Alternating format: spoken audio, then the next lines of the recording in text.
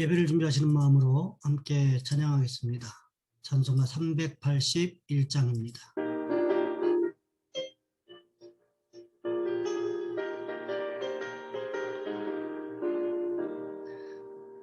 나 깜깜한 밤 죄의 길에 방황했으나 주 크신 사랑 비칠 때 곧 어둠 떠났네. 사랑의 빛 오늘 내 맘에 사랑의 빛 항상 있도다.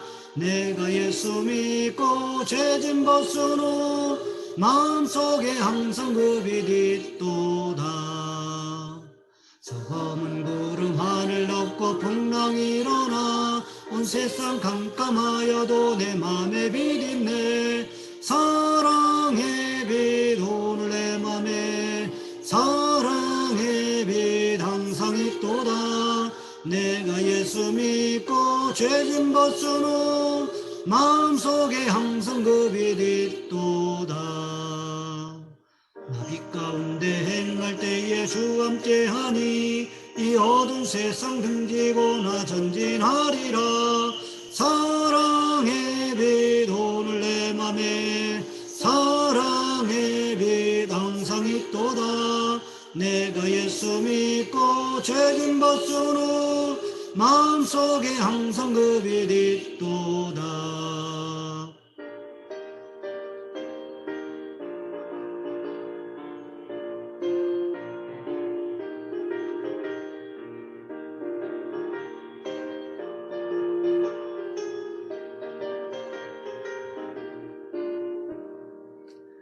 넓게 퍼진 저 들판을 지나갈 때에 저 영광스런 그 열매 다 추수하겠네. 사랑의 빛 오늘 내 맘에 사랑의 빛 항상 있도다. 내가 예수 믿고 죄짐 벗은 후 마음속에 항상 그 빛 있도다. 나 잠시 후에 영광의 빛 내게 비칠 때 주 영광스런 주 얼굴 나 친히 뵙겠네. 사랑의 빛 오늘 내 맘에 사랑의 빛 항상 있도다. 내가 예수 믿고 죄짐 벗은 후 마음속에 항상 그 빛 있도다. 사도신경하심으로 우리의 신앙을 하나님 앞에 고백합니다. 나는 전능하신 아버지 하나님 천지의 창조주를 믿습니다. 나는 그의 유일하신 아들 우리 주 예수 그리스도를 믿습니다. 그는 성령으로 잉태되어 동정녀 마리아에게서 나시고 본디오 빌라도에게 고난을 받아 십자가에 못 박혀 죽으시고 장사된 지 사흘 만에 죽은 자 가운데서 다시 살아나셨으며 하늘에 오르시어 전능하신 아버지 하나님 우편에 앉아 계시다가 거기로부터 살아있는 자와 죽은 자를 심판하러 오십니다. 나는 성령을 믿으며 거룩한 공교회와 성도의 교제와 죄를 용서받는 것과 몸의 부활과 영생을 믿습니다. 아멘. 오늘 말씀 갈라디아서 3장에서 보겠습니다. 갈라디아서 3장 19절로 22절까지 말씀입니다. 제가 가진 성경은 신약성경 305쪽에 있습니다. 제가 번역해 드립니다.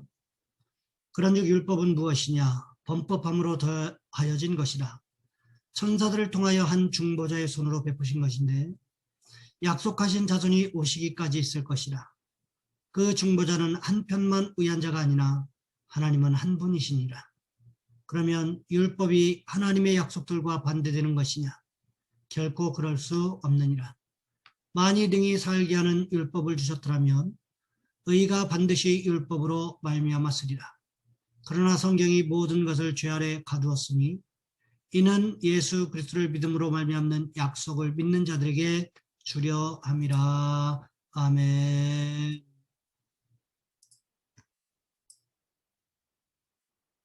오늘 본문의 말씀을 가지고 율법의 역할이라는 제목으로 함께 말씀을 살펴보겠습니다. 몇 해 전 미국 플로리다 올랜도에 있는 한 한인교회에 목사님이 새로 부임하게 되었습니다. 그분은 이삿짐을 풀어놓고 근처에 있는 한인 슈퍼에 들렀다가 슈퍼 사장님과 대화를 나누게 되었습니다. 그 지역 다른 교회에 다니는 매우 신실해 보이는 집사님이셨습니다. 그래서 그 목사님은 자신이 목사라는 말은 하지 않고 사장님에게 이렇게 물었다고 합니다. 제가 며칠 전에 이쪽으로 이사를 왔습니다. 이 지역에 한인교회가 몇 개 있던데 사장님이라면 어떤 교회를 추천하시겠습니까?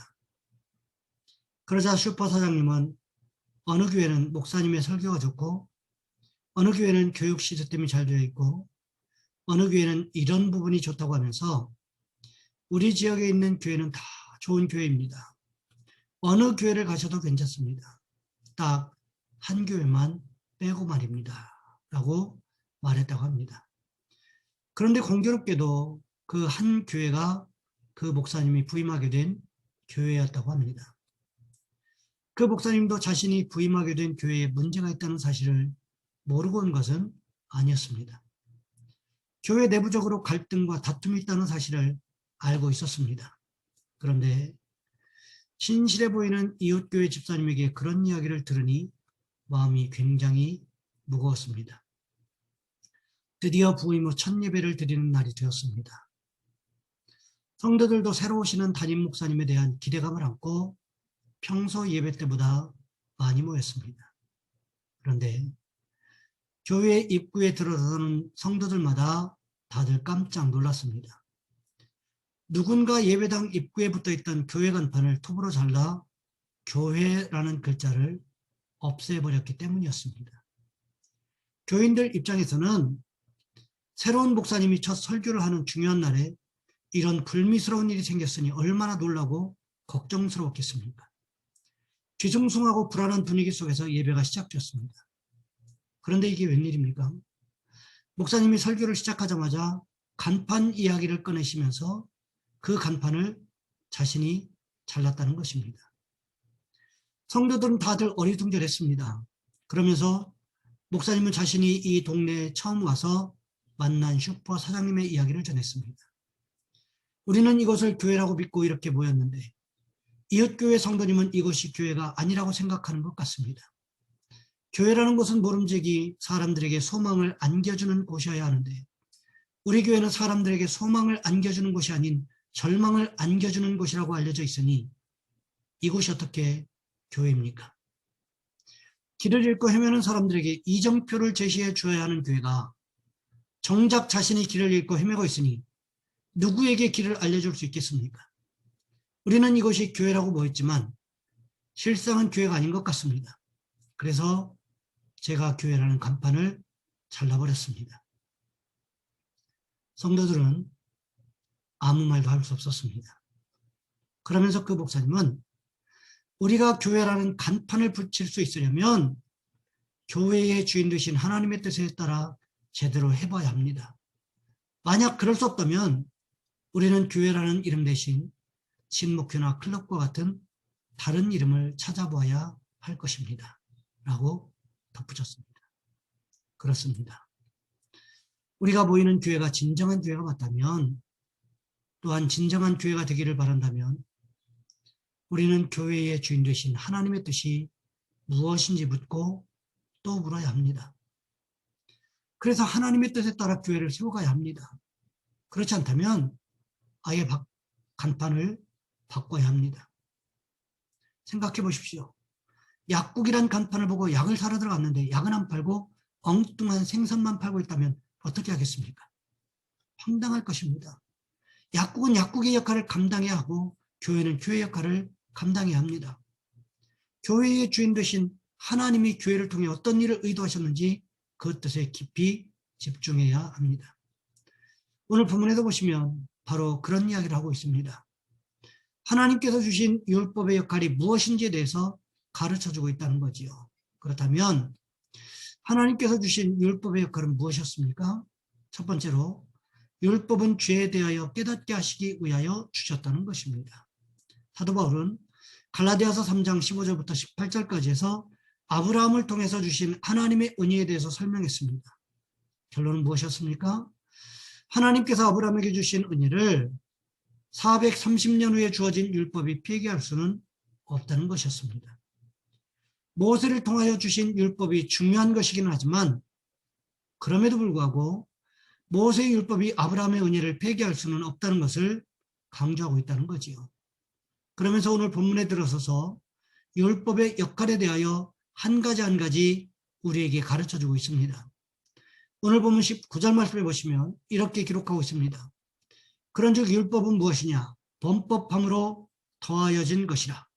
천사들을 통하여 한 중보자의 손으로 베푸신 것인데 약속하신 자손이 오시기까지 있을 것이라.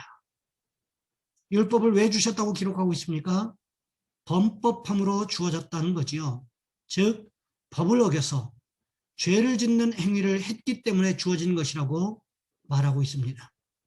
그것이 무엇이라고 말하고 있습니까? 바로 율법이라는 것입니다.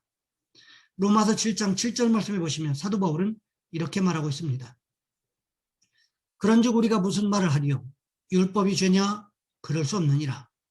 율법으로 말미암지 않고는 내가 죄를 알지 못했으니 곧 율법이 탐내지 말라 하지 아니하였더라면 내가 탐심을 알지 못하였으리라. 율법의 역할이 무엇이라고 말씀하고 있습니까? 율법을 주신 이유는 죄를 깨닫게 하시기 위해서 주셨다는 것입니다. 그러면서 바울은 무엇을 예로 들고 있습니까? 탐내지 말라고 말하고 있는데 이것은 곧 내 이웃의 집을 탐내지 말라는 10번째 계명을 말씀하고 있다는 것입니다. 무슨 뜻입니까? 내 이웃의 집을 탐내는 것이 곧 죄라는 사실을 우리에게 가르쳐주고 있다는 것입니다. 열왕기상 21장에 보시면 이스라엘 왕 아합이 나봇의 포도원을 탐내는 사건이 기록되어 있습니다. 아합이 사마리아 자기 왕궁 앞에 있는 나봇의 포도원을 사서 채소밭을 만들기를 원했습니다. 그러니까 아름다운 정원으로 꾸미기를 원했다는 거지요. 그래서 나봇을 찾아가서 포도원을 팔라고 이야기합니다. 파는 것이 안 되겠거든 더 좋은 포도원으로 바꿔주겠다고 말합니다. 하지만 나봇은 이런 지하에 거절합니다. 하나님께서 조상 대대로 주신 기업은 팔지 말라고 말씀하셨기 때문에 팔 수 없다고 거절해버렸습니다. 아합이요, 머리로는 이해가 되었습니다. 하지만 가슴으로까지 이해가 되었습니까? 그렇지 않다는 거지요. 이성적으로는 동의가 되는데 감정적으로는 동의가 되지 않더라는 것입니다. 결국 어떻게 됩니까? 아합의 탐심이, 아합의 욕심이 죄가 되었고 그 죄가 아합의 생명을 빼앗아가는 일이 일어나고 말았음을 우리는 기억해야 한다는 것입니다. 그러기에 율법을 우리에게 주신 것은 율법으로 말미암지 않고는 우리 자신의 죄를 발견할 수가 없기 때문이라는 것입니다. 이 시대를 살아가는 우리도 마찬가지라는 거지요. 십계명을 통하여 우리를 돌아보면 우리는 여전히 주님 앞에서 죄인이라는 사실을 발견하게 된다는 것입니다. 그러니 우리는 어떻게 해야 할까요? 하나님 말씀에 나를 비춰보고 내 자신을 스스로 깨달을 수 있는 은혜가 있으시기를 주님의 이름으로 부탁을 드립니다. 두 번째로 율법은 우리의 죄를 깨닫게 할 뿐만 아니라 우리가 형편없는 인간임을 깨닫게 하기 위하여 주셨다는 것입니다. 오늘 본문의 말씀을 기록하면서 어쩌면 바울은 예수님을 만나기 이전의 자신의 모습에 대하여 생각했을지도 모른다는 생각이 들었습니다. 바울이 거듭나기 전, 그러니까 사울로 살던 때를 생각해 보시기 바랍니다. 그는 율법에 의거해서 산다고 떵떵거리면서 살아왔습니다. 바리새인으로서 당연히 그렇게 살아야 되는 줄 알고 살아왔습니다. 그런데 담메색으로 가는 도중에 예수님을 만나면서 자신이 얼마나 형편없는 인간임을 깨닫게 되었다는 거지요. 단지 죄인 정도가 아니라 자신이 조금 더 나아질 가망성이 없는 아주 형편없는 인간임을 발견하게 되었다는 것입니다. 그래서 바울은 어떻게 고백하고 있습니까? 디모데전서 1장 15절 말씀해 보시면 이렇게 고백하고 있습니다.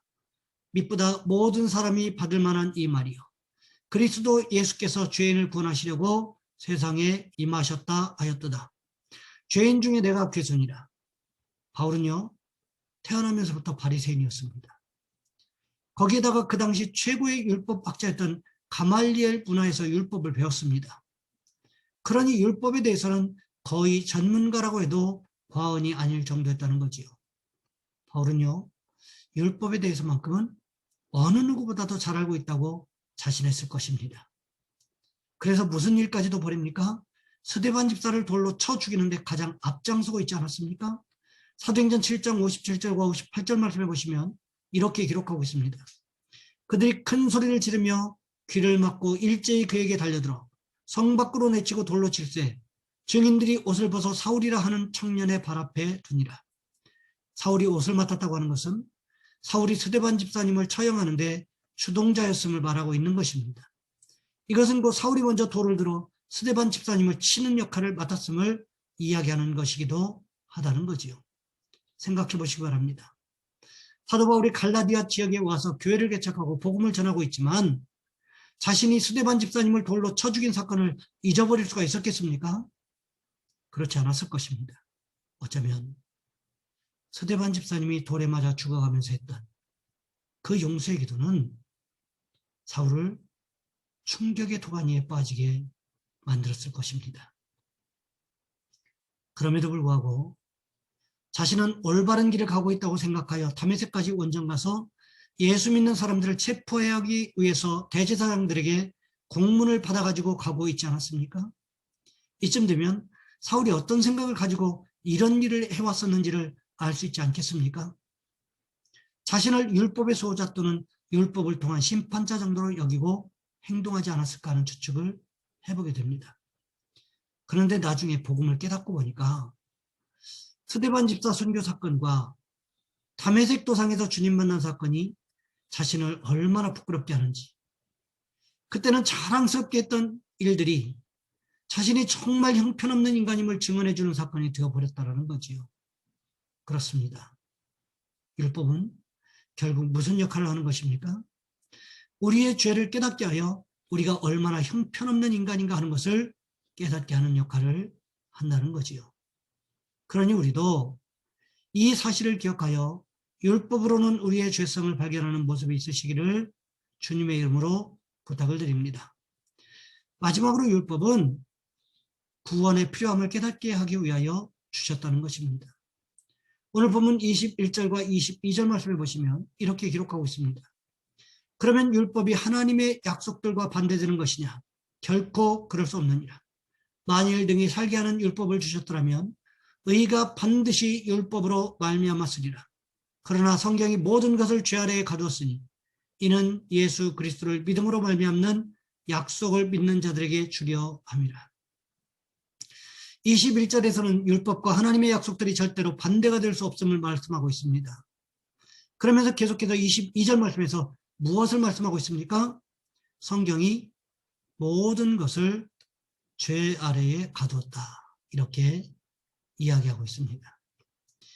이것을 헬러 원어로 그대로 해석해 보면 이런 뜻이 됩니다. 성경이 모든 세상을 죄로 가두었다. 왜 성경이 모든 세상을 죄로 가두었다고 바울이 말하고 있을까요? 요한복음 16장 11절 말씀해 보시면 우리 주님께서 이렇게 말씀하셨습니다. 심판에 대하여 함은 이 세상 임금이 심판을 받았습니다. 주님께서 말씀하시는 이 세상 임금은 누구를 말하고 있는 것일까요? 이 세상 임금은 에베소서 6장 2절 말씀에 보면 공중의 권세 잡은 자라고 불리고 에베소서 6장 12절 말씀에 보시면 어둠의 세상 주관자라고 불리기도 하는 사단이라는 거지요. 예수님께서 40일 금식하시고 성령에 이끌려 시험 받으러 가셨을 때도 시험하는 자가 누구였습니까? 바로 마귀 사탄이었다는 거지요. 그때 그가 무슨 이야기를 했습니까? 마태복음 4장 8절과 9절 말씀에 보시면 이렇게 기록하고 있습니다. 마귀가 또 그를 데리고 지극히 높은 산으로 가서 천하만국과 그 영광을 보여 이르되 만일 내게 엎드려 경배하면 이 모든 것을 내게 주리라. 율법을 통해서는 무엇을 깨닫게 됩니까? 하나님의 말씀을 깨닫고 그리고 사탄이 주는 욕심으로 인하여 하나님 말씀대로 살 수 없는 우리 자신을 발견하게 되고 그러므로 인하여 우리가 죄인이라는 사실을 발견하게 된다는 거지요. 그러니까 결국 어떻게 됩니까? 율법으로 우리가 깨달아야 되는 것은 우리에게 구원자가 필요하다는 사실이라는 거지요. 왜 그렇습니까? 성경이 즉 율법이 모든 사람을 죄의 속박 아래에 굴레 씌웠다고 선언하고 있다는 것입니다. 여기에서요, 가두었다고 하는 말은 마치 사형수처럼 가석방될 희망도 없이 죄의 권세 아래 갇혀있는 비참한 상태를 가리키고 있는 것을 말하고 있습니다. 그러니까 율법을 지킴으로 인하여 의롭게 된다고 하는 것, 구원을 받는다고 하는 것은 불가능하다는 것을 말해주고 있다는 것입니다. 그러니까 율법을 연구하면 연구할수록 구원이 필요하다는 것을 깨닫게 되는데, 결국 이 구원의 문제를 해결하시기 위해서 오신 분이 누구시라는 것입니까? 예수 그리스도라는 것입니다. 그러니까 우리가 율법으로 인하여 구원받는 것이 아니라 하나님의 은혜의 복음인 예수 그리스도를 통하여 구원받는다는 것을 기억하고 고백해야 한다는 것입니다. 왜 그렇습니까? 예수님께서 마태복음 5장 17절에서 이렇게 말씀하셨기 때문이라는 거지요. 내가 율법이나 선지자를 폐하러 온 줄로 생각하지 말라. 폐하러 온 것이 아니요 완전하게 하려 함이라. 그러니까 결국 우리는 율법을 완성하러 오신 예수 그리스도를 통해서 구원받을 수 있음을 날마다 고백하는 은혜가 있어야 한다는 것입니다. 바라기는 우리가 날마다 주님만 바라보는 믿음의 백성들이 되시는 축복을 누리시기를 주님의 이름으로 부탁을 드립니다. 이제 말씀을 마무리합니다. 유대인들은 율법을 지켜야만 구원받는다고 생각했습니다. 그렇기 때문에 갈라디아 교회에 가만히 들어와서 지속적으로 했던 말은 예수 십자가의 복음으로 구원받는 것이 아니고 율법과 할례를 지켜야만 한다고 했던 것입니다. 하지만 이것은 유대인들이 율법의 역할에 대해서 잘 몰랐기 때문에 했던 말들이라는 거죠. 이 율법의 역할에 대해서 바울은 무엇이라고 말하고 있습니까? 첫 번째로 율법은 죄에 대하여 깨닫게 하는 역할하고, 두 번째로 우리의 죄를 깨닫게 할 뿐만 아니라 우리가 형편없는 인간임을 깨닫게 하기 위하여 주신 것이고, 마지막으로 율법은 구원의 필요함을 깨닫게 하기 위하여 주셨다는 것입니다.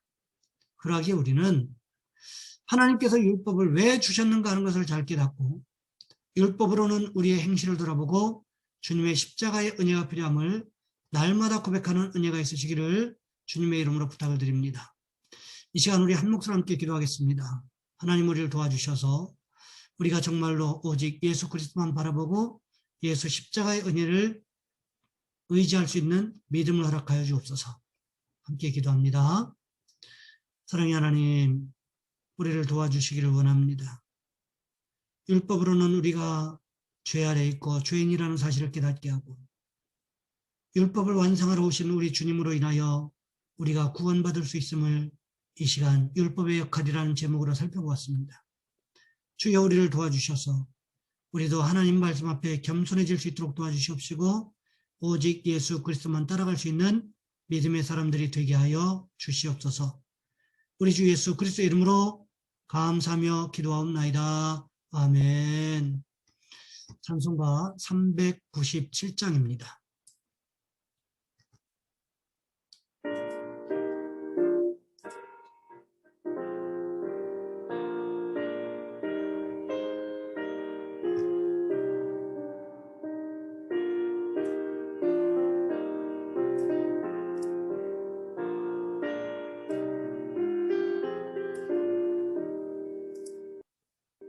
주 사랑 안에 살면 두려움 없으며 그 사랑 변함없어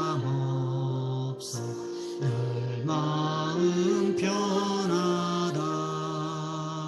저 폭풍 몰아쳐서 내 마음 떨려도 주 나의 곁에 계셔 겁낼 것 없어라.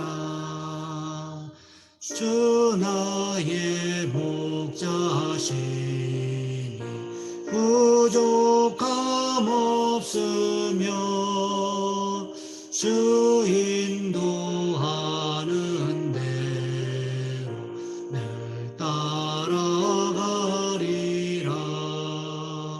그 지혜 나를 깨쳐 내 앞길 밝히니 나 주의 길을 따라 주 함께 살리라.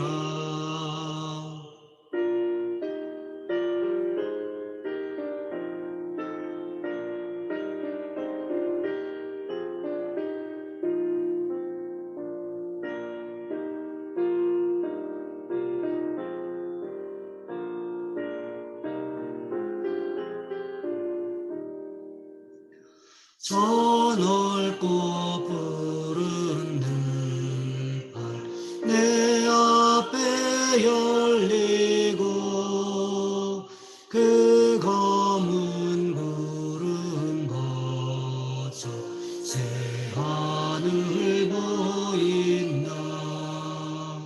끝없는 나의 소망 저 환한 생명길 참 보배 되신 주님 늘 함께 하소서.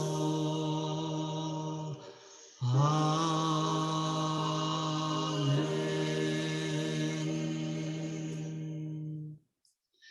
축도하심으로 예배 마치겠습니다. 이제는 우리 주 예수 그리스도의 은혜와 하나님 아버지의 극진하신 사랑하심과 성령님의 교통하심이 여러 날마다 오직 예수 그리스도를 통하여 구원받음을 마음속에 간직하고 오직 예수만 바라보기를 소망하는 우리 모든 성도들 위해 이제로부터 영원토록 함께 하셨기를 간절히 축원하옵나이다. 아멘.